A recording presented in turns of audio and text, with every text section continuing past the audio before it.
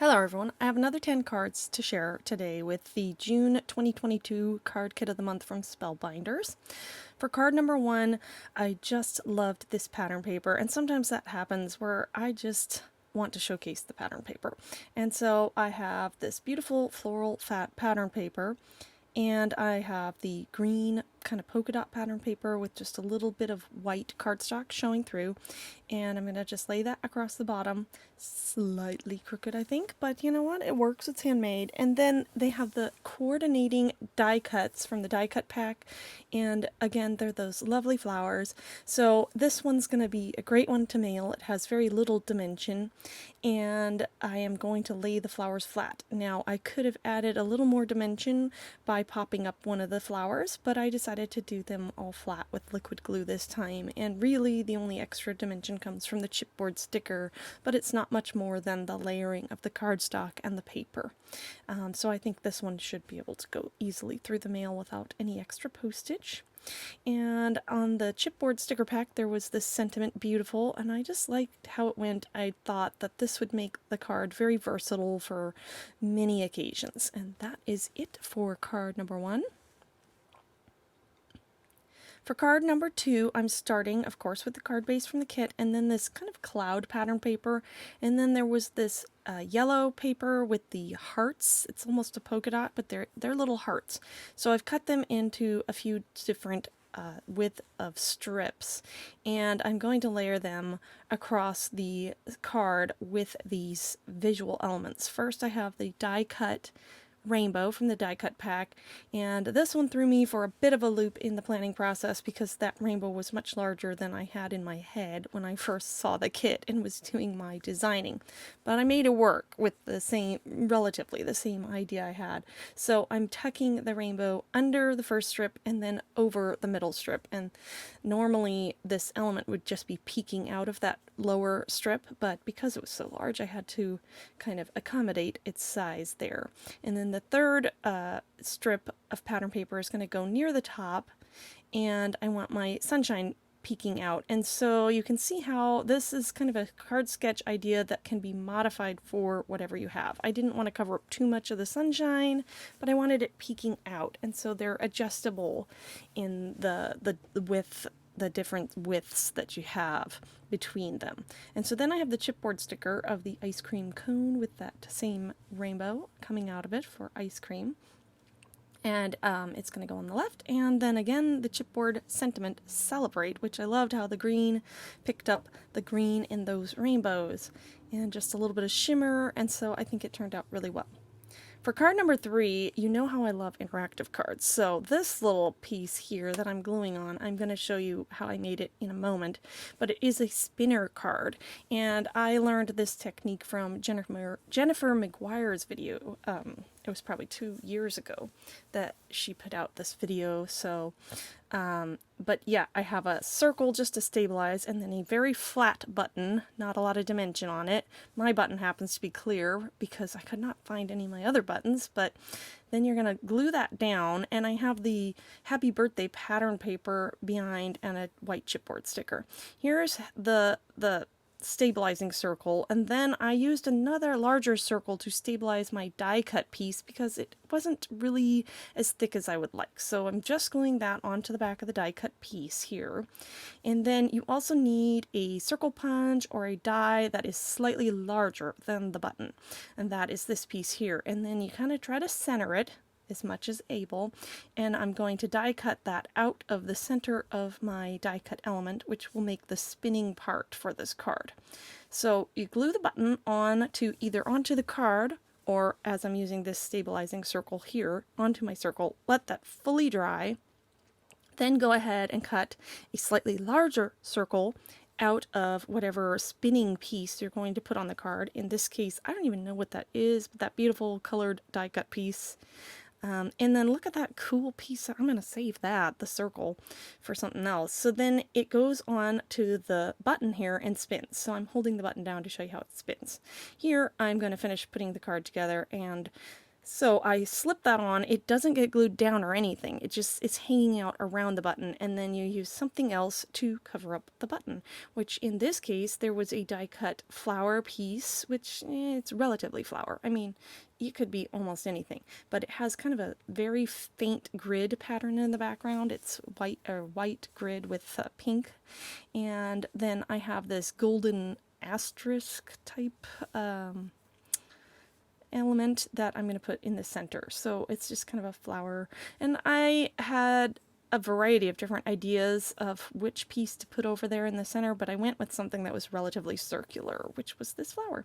And to finish off the card, we're going to use the puffy sticker set that comes in the kit, and I'm just putting down the Let's Party. And I am still not sure if I like the fact that the words are separated or not, because it is a challenge to get them on correctly, but hey, there it is.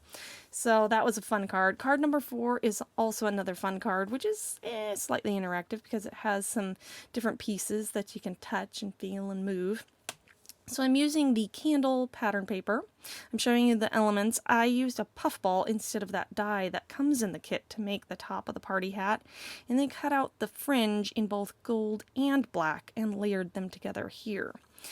And then I cut out the party hat stripes in, well, the stripe background in the pink, and then the plain part in the gold. And I'm just going to glue that together. And again, I have that same pink cardstock behind the candles, and then a little smidgen of a white border from the card base as well.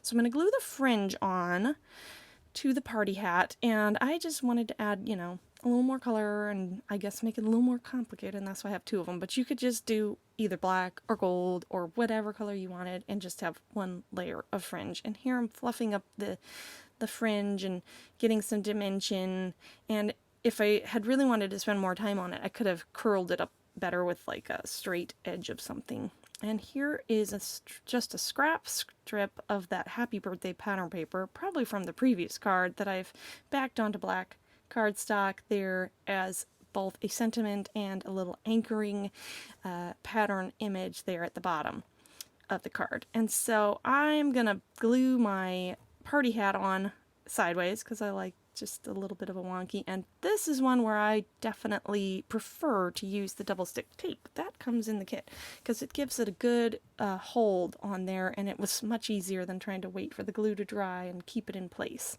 It just grabs the paper right there and boom, you're done, and it can hang on to that, all that dimension going on there.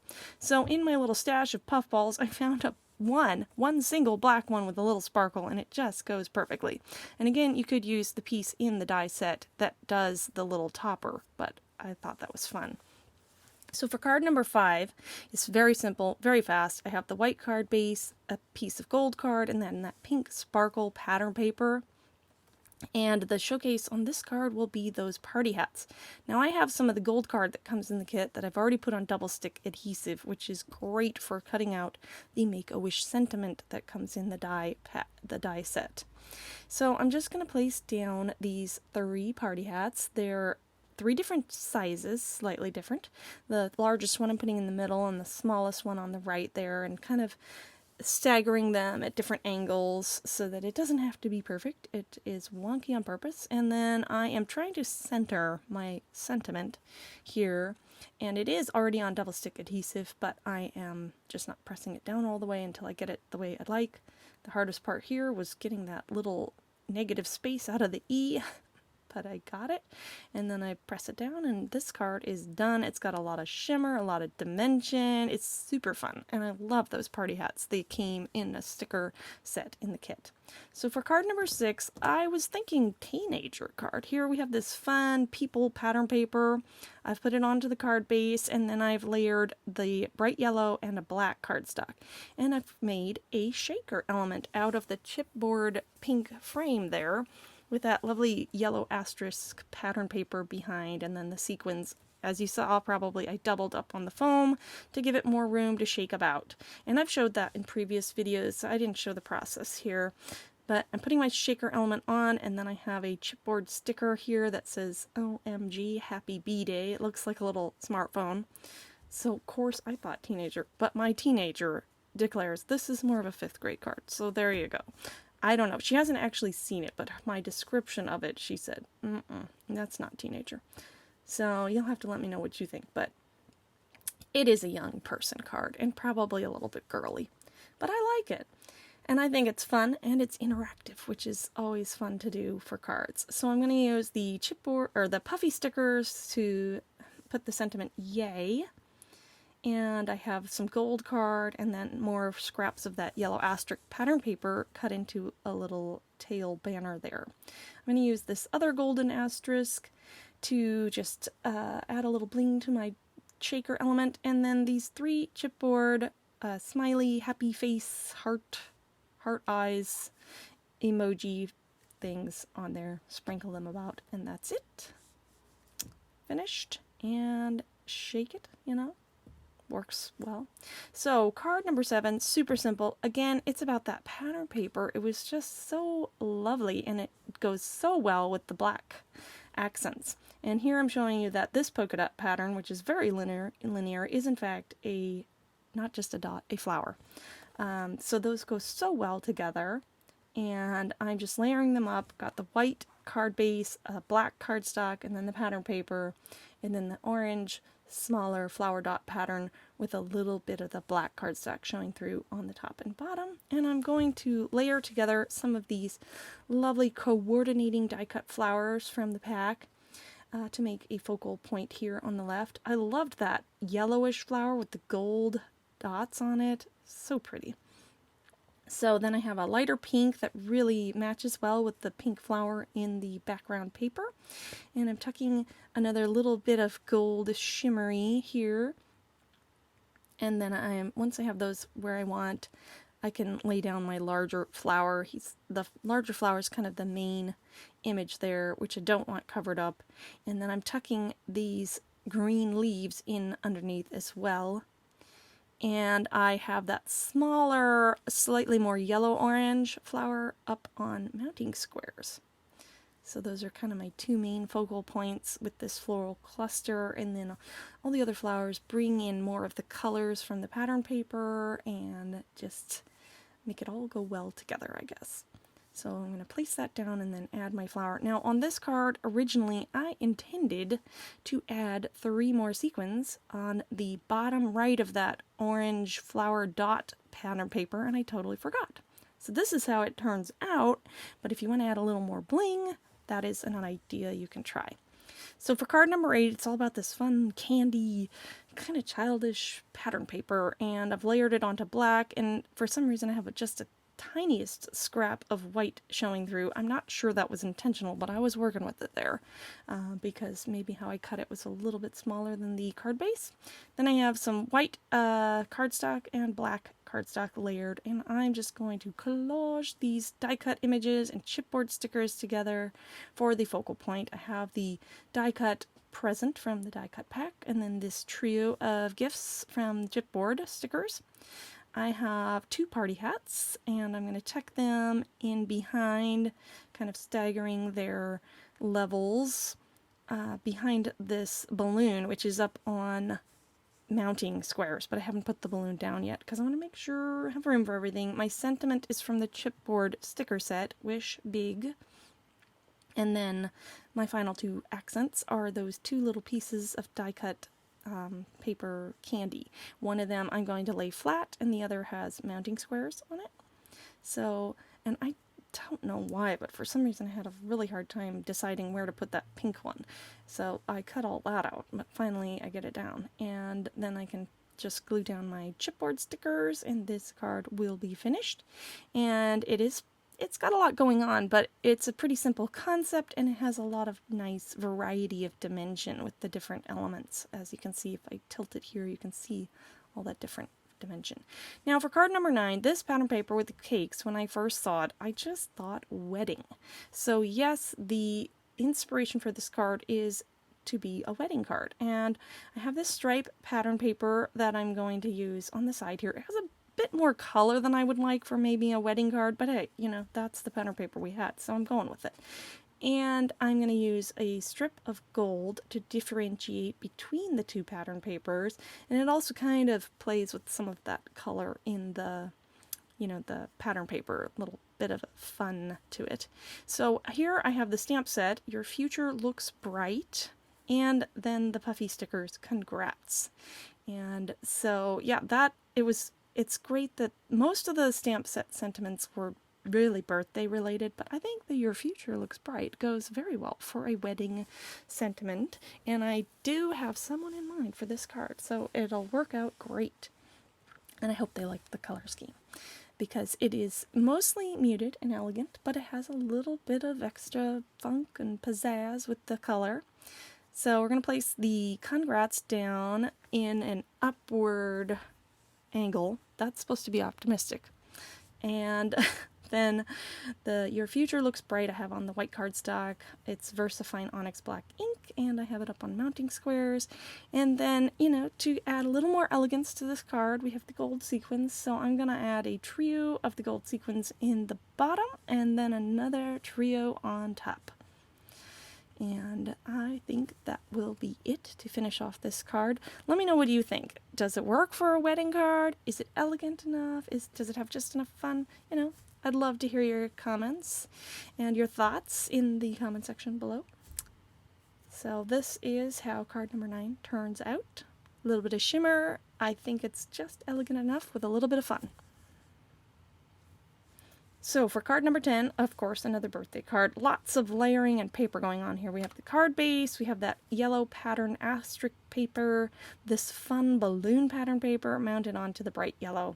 Then I have a strip of white cardstock that I have put up on fun foam with a scrap of that asterisk paper on the bottom to kind of anchor my images that are coming, and another little scrap of the gold which already has adhesive on it, and I just found it easier to fold the edges over rather than trying to line it up perfectly.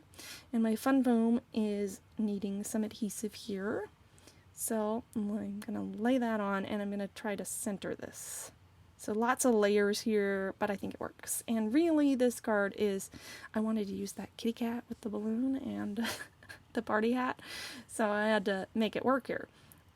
And so that gold and the asterisk pattern paper are just sort of the horizon anchor for kitty cat, and so that it doesn't have too much blank space. And then my sentiment, another chipboard sticker, happy birthday. And you see there's some empty space here that is just perfect for some sequins. Now, I don't know what happened with the extra dot of glue there, but I wiped that off. And I'm just going to place the sequins down. Sometimes I really struggle. I'll pick them up with my thing, and then I can't get them off. And that's it for card number 10. I will bring all 10 cards in briefly for you to have a look. Love how these turned out. I love that the die the party hat can use over and over and over again. So if you haven't subscribed, subscribe, hit that notification bell, because we've got 5 more cards coming, and hopefully I'm going to try to use that party hat die in a more unexpected way. So if you want to see that, stay tuned, coming up soon. And thanks again for watching. As always, have a wonderful and creative day. Bye!